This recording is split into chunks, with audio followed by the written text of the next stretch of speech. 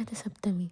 ఈ పర్వదినమున సప్త అశ్వాల రథంపై విరాజిల్లే సూర్యనారాయణుని దివ్యకాంతి అంధకారాన్ని తొలగించి మన మనసులకు జ్ఞాన వెలుగును, ఆరోగ్యం, ఆయుష్, ఐశ్వర్యం ప్రసాదించి ధర్మ మార్గంలో నడిపిస్తూ మన జీవనాన్ని పవిత్రం చెయ్యాలని పూజిస్తాము.